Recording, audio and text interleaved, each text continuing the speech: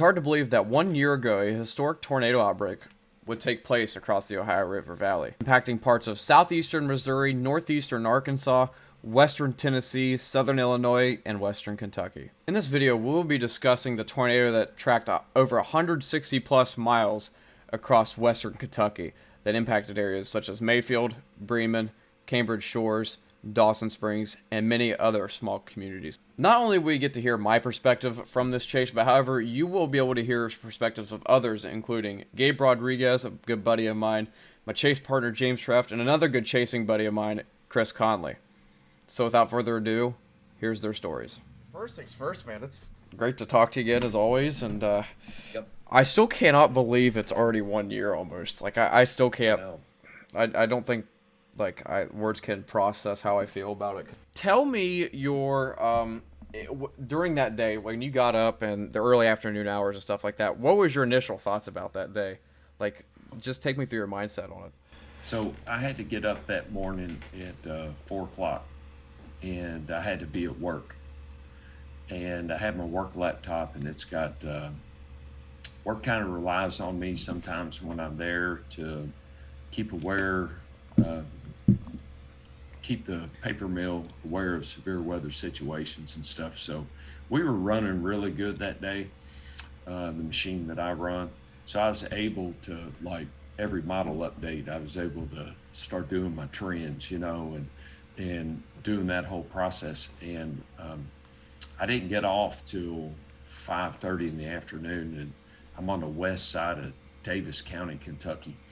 And so as soon as 5:30 hit, truck set up, I'm ready to roll, minus trigger, because that would put me 30 minutes behind to pick him up, and then another 30 minutes to get back.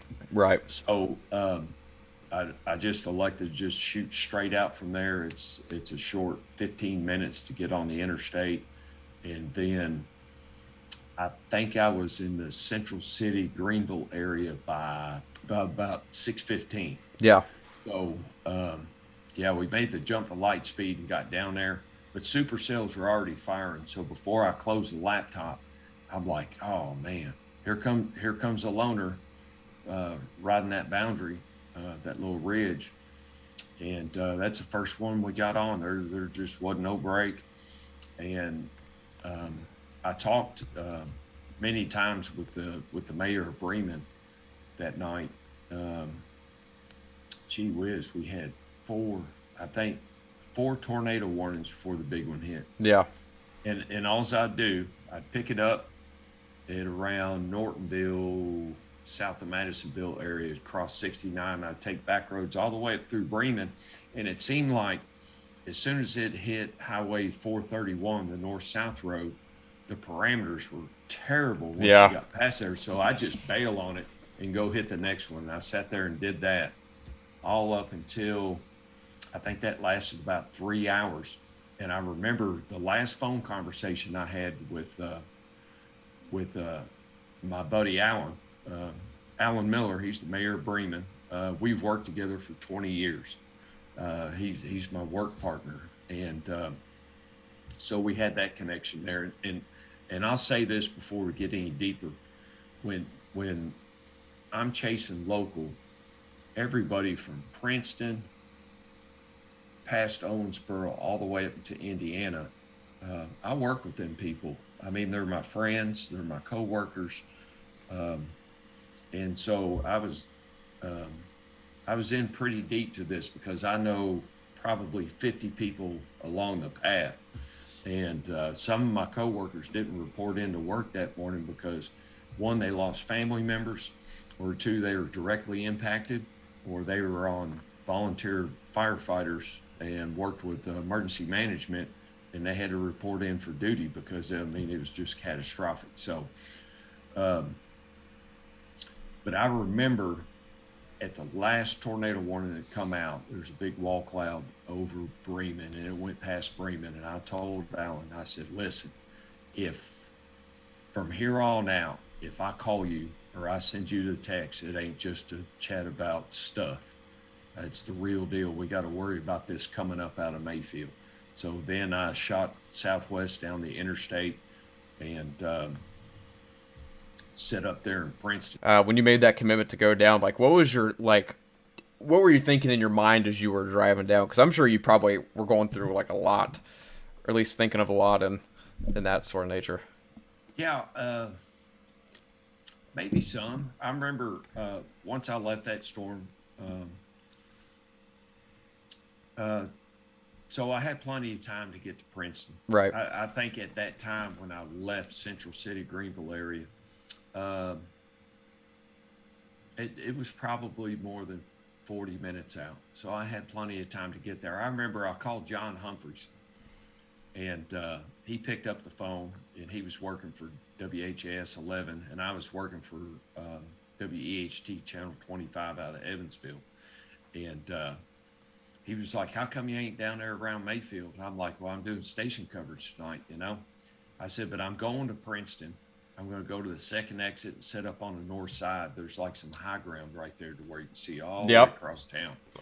And I said, "I'm just going to sit there and wait it out and see what I can see." And he was like, "It's on the ground." And I'm like, "Yeah, it's right in this boundary right here. And it's going to be on the ground for a long time." So I got some time to like gather my thoughts and just, I don't know. I've been in some situations when I was younger in life, being in the military. Um, I don't get rattled too much, but without, there's no exception though. That night when I pulled into Princeton, you knew it was still on the ground because you're still seeing the reports, and the adrenaline's just slowly starting to rise, right? And as I sat there at that exit, I was getting impacted by soft tail. And that's just like, to me, that soft tail is so weird. It's like slush balls. And so as I got my last radar scan, I can't remember the time, man. From this moment on, it seems like all the way to Bremen seems like 5 minutes, literally 5 minutes. And so I'm like, okay, so the as I look on radar, I'm like, man, if I just go south of the exit, I'm still going to be on high ground. I can see southwest over town, and I can hang there for a minute. And as soon as I got clear of the rain, it was there. I mean, literally there. As I'm pulling over the overpass and I get in this little exit area to where I can just still stay on the main highway and I can make a quick escape. It was boom. I see that purple, pink, fluorescent looking power flash, and then boom, boom, boom. And then it starts going in a row. And then there was a big one. I don't know if it hit up like a transformer station or whatever, but then you saw it. It was a wedge. I mean, full on wedge. And I'm like, okay, yeah, let's stay ahead of this thing. And as you chased here in Western Kentucky, that is so key. You can't get wrapped up. I know there's trees in front of me, so there's no sense in staying there. Let's go. Let's just keep going. So, one thing that I did when I was sitting there at Princeton, you know it's on the ground. I mean, everybody's telling you, chat went down, everything's down. So I crafted up. I took like 2 or 3 minutes to craft up 3 tweets, and I threw them in my drafts. And I put large tornado Princeton,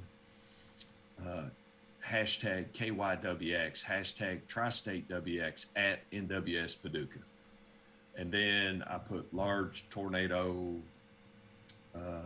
Dawson Springs, because that was the route it was going to go. Same thing. And then I did another one for Morton's Gap. That way, that's all I'd have to do is to get it out on social media, is use that. I go to my drafts, boom, it's gone, right? No picture, no nothing. It's not needed. But at least, I mean, within a second, I can just flip through my phone before I bail out, send that out, and then make a phone call to National Weather Service. And then I was calling back to the news station, large tornado Princeton, it's on the ground. And it was super brief. And that's how I controlled that. But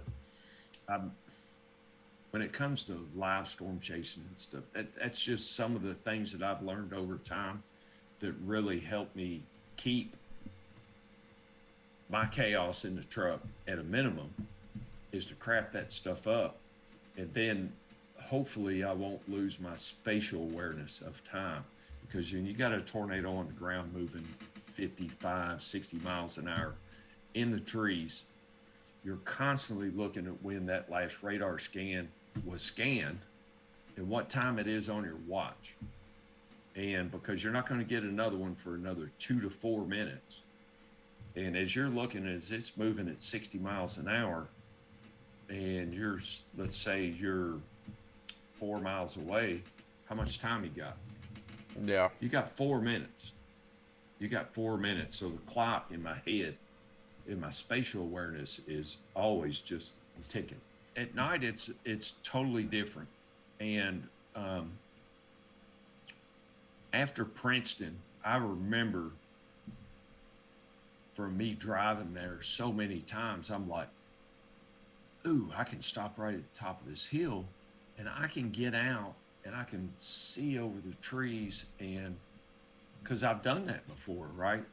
Well, guess what? It's nighttime and there's no houses there. So you're not going to see anything. There's no transmission lines. There's no nothing. So I sat there for a minute and I'm like, this is really dumb sitting here.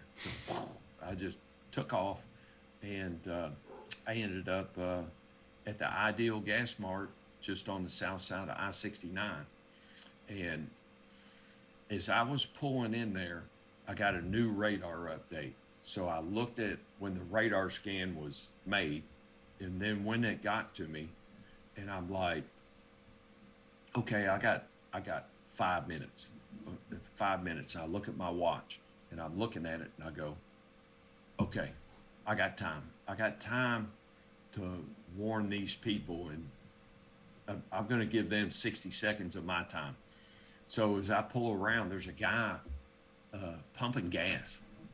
He's just sitting there pumping gas. And I'm like, I look at him, I said, big tornado coming, you got to go. You got to go right now.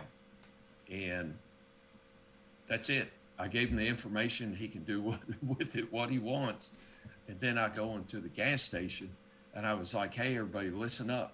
There's a large wedge tornado that's coming right at us. You got 4 minutes to make a huge life decision right now. Everybody needs to get in the coolers. I said, this isn't debatable for me. I'm leaving. But you got the information. Then this guy kind of interrupted me. He's like, who are you? And then I think her name is Lacey, because I've talked to her a couple of times since then.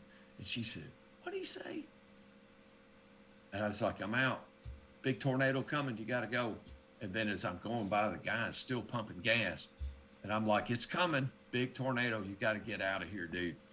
And so I get back in my truck, and then I pull right on the road's edge, and I'm looking over this little truck parking area, and you can see all of Dawson Springs kind of due west-southwest. I mean, it's a perfect place. And I've sat there a couple more times in the past. So I'm sitting there, and I can hear the simulcast of Wayne Hart and Stacey May and everybody on 25 News. And so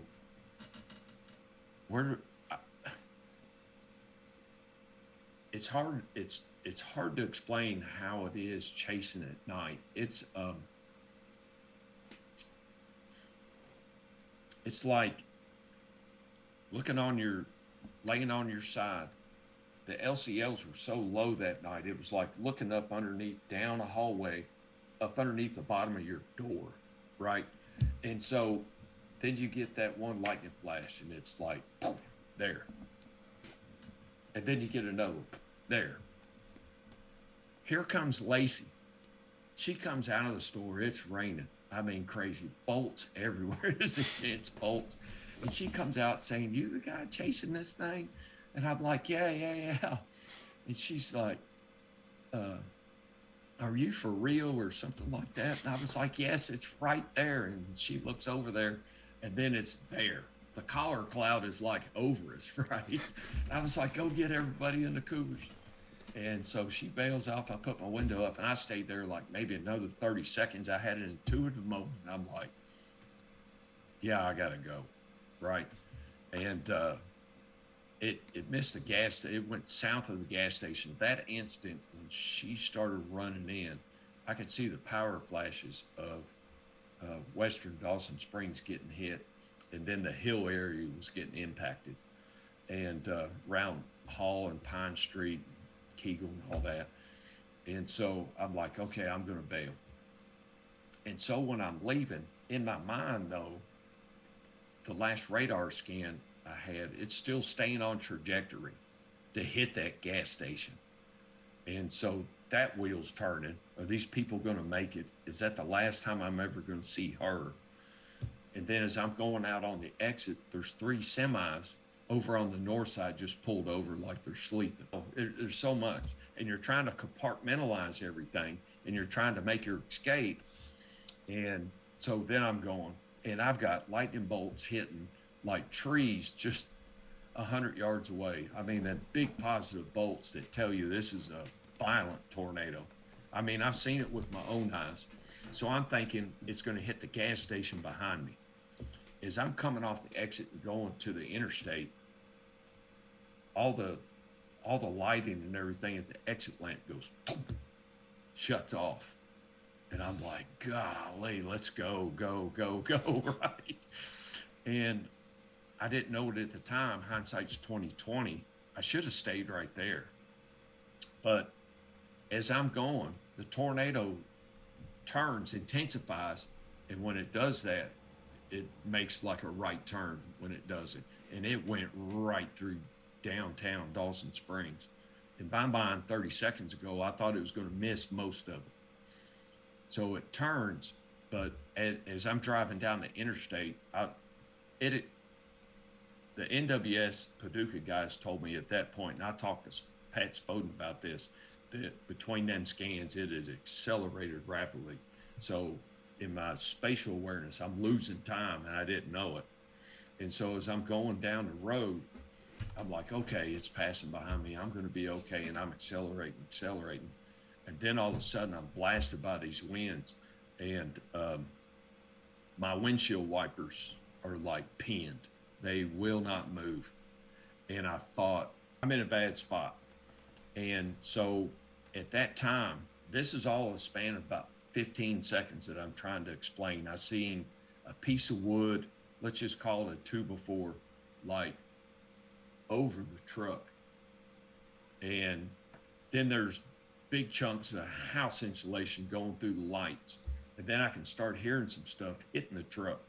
And I see like part of a sheet metal roof. It rolled across the front of the truck. I mean, super fast. I bet you the winds that I was taking in flow, it was hard to gauge where the winds were coming from, but I'm driving straight down the road and I got my wheel at 3 o'clock and I can't accelerate anymore. My top speed, I remember looking down and it was like 45. And I'm in a Dodge Durango and I've got it mashed to the floor and I could not move. And at that moment, I think I made the comment because I was live streamed from Severe Studios and my stream is going back to local news. And then I said, oh no, this is a bad spot right here. And then like that, stream cut out. Well, it took all the cell phone towers down in the area. So from that moment forward, I was, when it come to social media and stuff and in the live stream, I was MIA, I guess, for a little while. And I didn't see it. I didn't even know what was going on. So I try and call my friend Alan Miller, mayor of Bremen. I can't get a call through. And I'm like, all right, I'm going to text him. So I texted out. I said, just came through Morton's Gap, large tornado. It's on the ground, bro. You got 9 minutes. Never heard back from him again. And I had already I was at Bremen at the intersection of, let's say 181, 175. And that's where you can turn north to go to Sacramento. And I'm like maybe 4 minutes after the fact, right? And I remember looking into Bremen, and it's like, man, Alan had to text me back. And I'm looking south, and there's no lights, there's no nothing. And I'm like, man. And I'm like, I know Brian. Brian lives there. And these are guys that I work with. And then I was awakened by a tornado warning for Webster County. Do I go help? No, man, I got to go north. I got to go to Webster County. It's coming. There's a new tornado warning. And I'd already run out of road for this one. There's no way I could catch up. What can I do? I got to be at work in the morning. I got to get up at 4. And here we are at 12:45 at night, right? And I'm like, do I go home? How come Alan hadn't got a hold of me? I hope Alan's okay, you know? I hope Woody's okay. He lives in Dawson Springs. And I hope it's just, it was turning.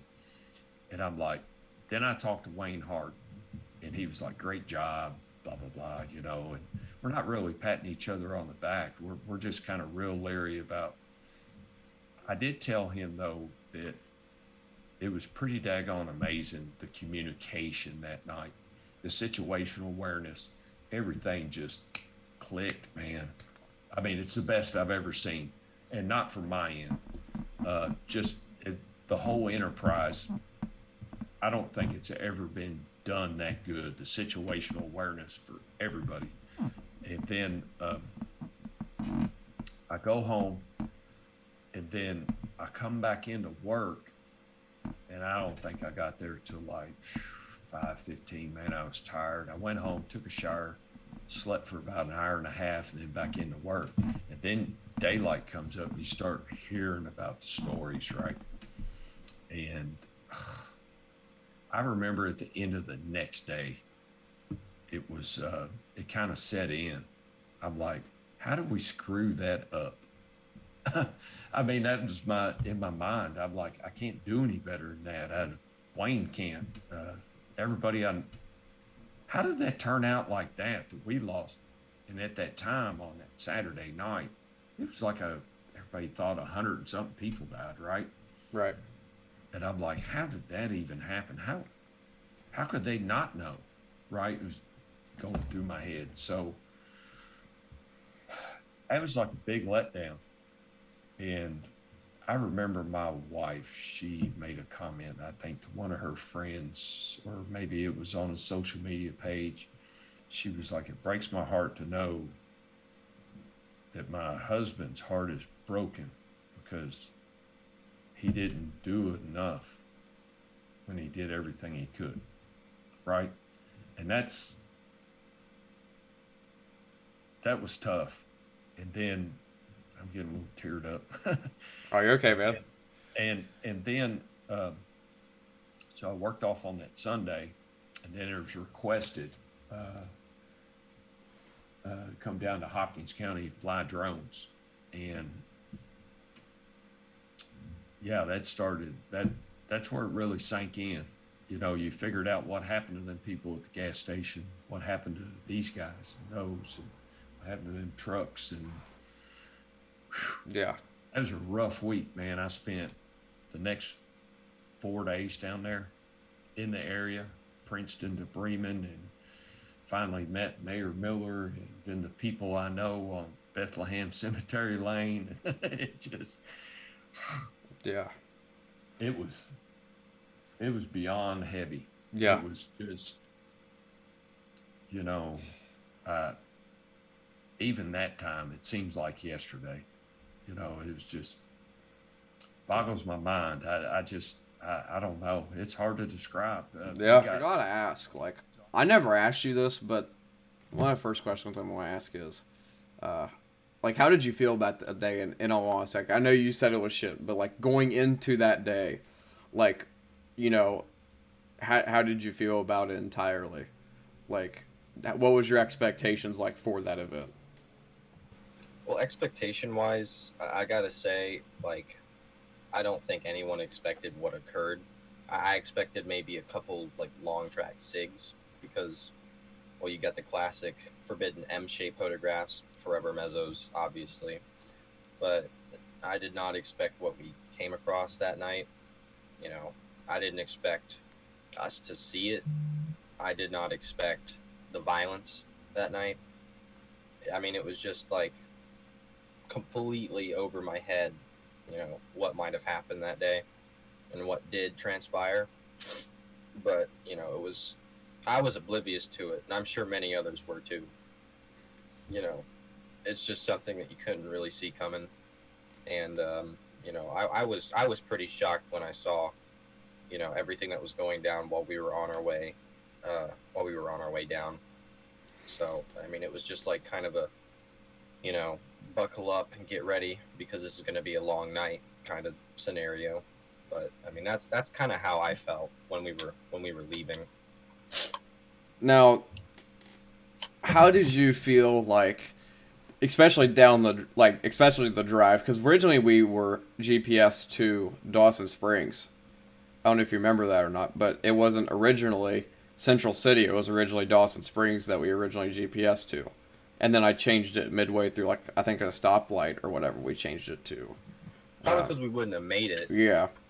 So, I know, I'll tell you this, through that entire drive with you, while going through the back roads, bro, I was nervous. Like, I'm gonna be honest, I was just, mostly stunned how it felt when, you were tracking it, but also knowing the fact that, you're literally buried is, go up against this thing.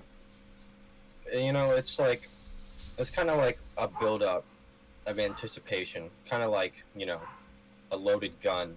Like you're like super anticipated for something that's like about to go down with like epic proportions. It's an upper echelon December tornado that we were up against.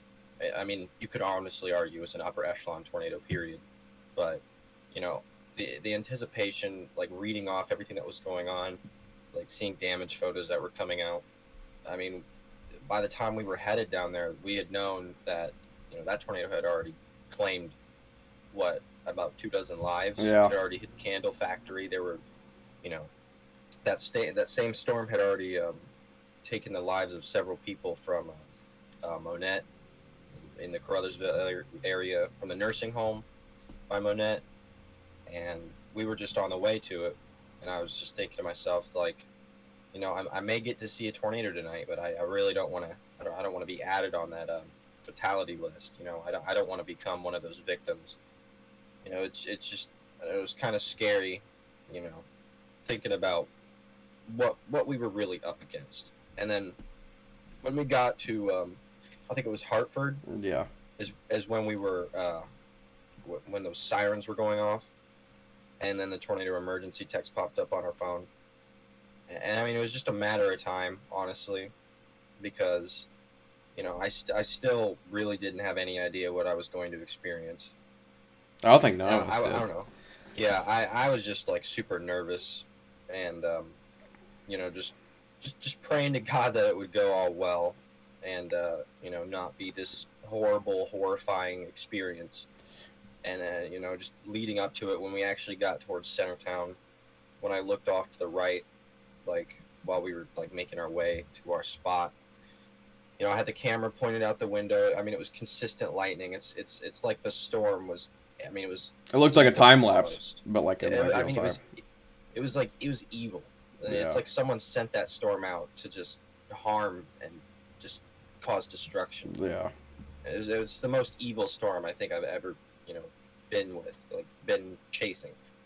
And, it's like I was just watching everything, watching it get closer and closer. And then that's when the power flash happened off to the right. And, that's when I knew, I was about to become, come face to face with, just this monster hidden in the dark. It was, I don't know. There was a lot of emotions that were running through my head. That entire car ride, I told Chris and Gabe, I'm like, dude, that was like a roller coaster of emotions, because, I felt every emotion that a human could ever feel. I was happy that could see a tornado, but at the same time, there's the sadness and the like the anxiety, like. And I thought we watched Chris die. To be honest, I really thought Chris Conley died. Remember you showing me that radar presentation? I really thought Chris was gone. I mean, people thought we got hit too. Yeah. By Centertown. Like, how nervous were you, especially when you seen that image of when we're sitting there right off the exit of Hartford, like right on top of that overpass, like, and just watching or right near the overpass, I should say, near that stop sign. Like, how were you feeling, like, when you were watching that tornado, just like the debris ball in Bremen, and like how were you emotionally feeling? Because I'm sure you probably seemed like really nervous, as much as I was. I mean, really, the only way to put it is like a pit in my stomach, because I've never been close to a radar image that is a telltale sign of a tornado of like significance like that. I was just thinking to myself, it's like this thing looks like it's just gonna keep going for a while, and it still had, like, I want to say 30 to 40 minutes left of its life, while like after we left it too. And it's just like, once again, I've never been close to such a horrific looking radar image like that. Tell me how nerve-wracking it was when you especially saw it, like, and when you heard it as well. Like, especially tell me how like mentally that, like, what you were thinking. Well, I mean, it's honestly like, it was obviously hard to see because there were a lot of other storms around it. There were maybe some brief glimpses that we got of it, and I emphasized the maybe because it was so hard to tell what was going on. There was so much to focus on. I was just the first indication of any kind of view was definitely that power flash when we were about 5 minutes away from our spot. It's like we bowled off to that spot, and situational awareness kicked in, and I was just kind of keeping track of which way the wind was blowing the rain. It was off to our right, and in the video you can hear me say the wind and the rain is off to our right or something like that. And I'm looking out the window, and it's just this, this low rumbling thunder, this really frequent lightning, and then just this massive horseshoe that I can see out the window, and this dark figure in the back, some kind of outline. And I'm just like thinking to myself, like, is that it? What's going on? And by the time that storm had gotten straight north of us, we decided to follow it east a little bit, east northeast. And that's when we went on that road, and that's when you saw it a little bit. And then that one guy in the truck was stopped in the right side of the road. I don't know what he was doing. He might have been a chaser, but he's pulled in that driveway. He was pulled in that driveway. I kind of thought he like lived there. I thought. Yeah, I have no idea who that was, but it was right after that where we stopped for a little bit. I rolled the window down to try and see, because I mean, you could just see this massive like storm out of hell, like mesocyclone right above us with this huge rain curtain, like this massive bear's cage. And I rolled down the window, and it just sounds like a waterfall. Like I could hear it, and I don't know. It was frightening for sure. It was a cool sound, but it was frightening. It was almost humbling. Yeah, I remember I told you, I was like, I thought that was RFD starting to kick in, but then you're like, oh no, that's literally the. No, we weren't even in it yet. Yeah. And we're just kind of following it from behind, and there's this just still lightning everywhere, CGs raining around the tornado. I don't know, it was like it was definitely a trip. It was a trip, I would say that. Would I have that experience again? No. Yeah. But I'm semi glad I was able to experience it, but mostly not, because I'd rather have a better experience than that. But it was a trip for sure. It was very terrifying. Yeah. That's Oh, oh, I can just imagine it right now. I was in school, and my mom's a teacher, so I was pulling up all kinds of forecasting stuff and going on weather next gen, and slowly over the course of the day, each update would come out, and it just get better and better and better, worse or worse, however you. And as I think I was on lunch break when the moderate risk got issued, and I was in my mom's room when that happened, and I freaked out because I just had a feeling that something like that was coming.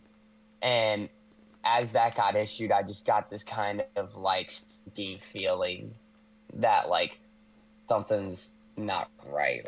Like things are not going to go well today. And I remember telling it to my mom too. Like, I don't think today's going to be a good day, but we need to be down there no matter how late it is. And I attempted as best as I could, and I got down there in time. I feel like my mental expectations for that day started somewhere when I started packing first aid kits in the car because I felt like people are going to get hurt.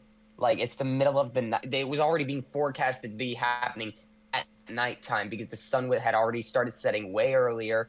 You know, we're looking at people are falling asleep around this time, depending on what day of the week it is. So I immediately knew that this was going to be a problem. And especially with like the area there, that's some pretty rough terrain depending on where you're looking.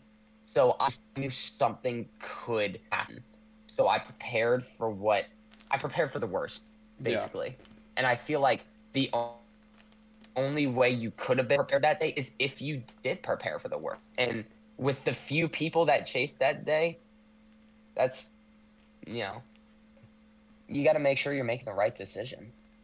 So, we were coming down there, and I see the first one go through Central City, and we're coming through there, and finally, I start to see that supercell shaping up to, come from Arkansas and all that northeast into Kentucky. And looking at it, I was thinking with how far away I was like, I'm never gonna meet this thing. Like by the time I meet this thing, it's gonna be a rain shower. I'm not gonna see anything. And the closer and closer we got, the stronger and stronger it got. And it's just like every 5 minutes, it felt like I was saying, "Oh my God, this thing's still going, and it's still getting stronger." And it felt like I didn't stop saying that even an hour and a half after when I got there, like when I actually first arrived in Dawson Springs, because coincidentally I just met it right there. I had my directions to Mayfield, but I knew I wasn't gonna make it there, and I felt horrible because I started seeing it as it started cutting through Mayfield. I seen it take a beeline just straight for it, and I was like, "This thing it's not gonna move. It's not gonna get out of the way. This thing's gonna take a direct hit." And I watched as the debris ball finally goes up, and I start freaking out. I'm like, if this thing doesn't stop after this, then I'm gonna end up meeting this monster after it's already put whatever hell Mayfield through. So I seen it pass over that, and I was thinking, ooh, at this point I wasn't even worried about seeing it anymore. I wanted it to stop. I knew it was going to be bad. I knew with the path it was taking, it was just going to get worse. I just wanted it to stop. And as I seen it start to go over the Cumberland River, I was hoping and getting my anxiousness down that like maybe the Cumberland River will mess something up. Maybe we'll just have like a Hail Mary. I don't care what happens. I just wanted it to stop. And it went over, and I watched the debris ball drop when it went over the river because I thought that was really interesting. And then it picked back up when it crossed the river. And I was so confused at that point. And then I seen it still going and get stronger. And I was like, all right, that was the one chance. Now I'm going to have to meet this thing face to face. And I just kept going. I wanted to make sure I was at least there for what, I could see. So take me through like your mental emotions. Like I know how I said that, like from being that fight or flight for the first time ever in a tornado chase. Like there's that fight or flight sense kicked in as soon as I seen it, and it's you're either gonna you gotta be careful in what you do. But take me through your mental thoughts as you start to see it cross from Cambridge shores and head towards Dawson Springs. Like what were you mentally thinking, or was there just not even anything to think about and you're just kind of just sitting there in awe? I was in shock, and the only thing I could think was this. I don't even know how to explain it. It's such an indescribable feeling. Like you just had to be there to understand what it was like to look at the radar and realize you are in this thing's crosshairs, and what you do is going to determine whether you survive this thing or not because of how dangerous this thing is. People were already saying, oh, everybody was like, the weenies are saying it's going to be an F5 or whatever and all that. And I was just sitting there thinking, dude, this thing's probably like at least an F4. There's no way it can't be, because just with a radar presentation like that, you don't just see that ever, no matter the circumstances. That is something that is just completely different. And when I seen that, especially when I started to kind of realize I was going to meet it in Dawson Springs, I started to realize this is just going to continue to get worse. And just, I realized that I had to snap myself out of this kind of shock. And like, I had to put forward what I could. I had to like all of my knowledge I had learned over the past years of chasing, whether it be across the country or just home chasing, like I had to take all of that and use it all in one moment. And that right there is probably the most stress I've been in my entire life because of just that one moment. So it's pitch black. The only thing that's illuminating the storm is the light, and maybe the lights from a nearby city. And so we're heading to this thing in back roads with trees that are just towering over us. And you would get the often, cut through of trees where you could see the storm, but you just got to pray to God that there's going to be a flash of lightning that's actually going to show you what's going on. And that's what happened. I finally get a view of this thing's mezzo, and I was in shock. This whole thing, you could piece together what I was seeing on the radar just by looking at the mezzo of the storm. And so I couldn't really get a clear view of the tornado because the rain's just getting heavier and heavier closer to the tornado, but not by me. So I wasn't fully understanding why I couldn't see the tornado. I'm guessing because that so much was happening. And we keep going up. Eventually we pass through Dawson Springs. We go through the city, and the city's lit up in this little like middle section. It's like a little grass section in the middle of town. They had Christmas decorations up, like reindeer and Santa on a sleigh and all that, lit up as a beautiful Christmas display. The trees were wrapped in lights, and all the store lights were still on. Some were starting to turn off because the city was, starting to roll their sidewalks. It's a small town. And, we come through that, and I think, wow, these people need to be, like, underground. They need to be in their safe spot, and I prayed to God that everybody was. We have our emergency strobe lights on, and we're going. Nobody was around us. There were no cars around us. We were the only people.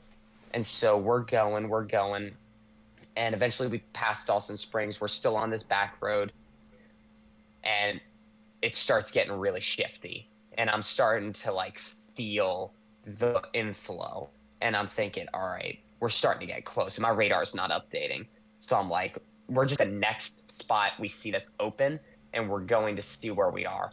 And so eventually an opening clears, and there's no rain at the moment, and I get out of the car, and all of a sudden these 50-mile-per-hour winds smack me in the back, start racing towards the storm, and I realized what direction the storm was in, so I faced towards it, and that's when the lightning really started ramping up, and I saw the whole storm spinning, and I realized that wasn't the mezzo I was looking at. That was the entire tornado.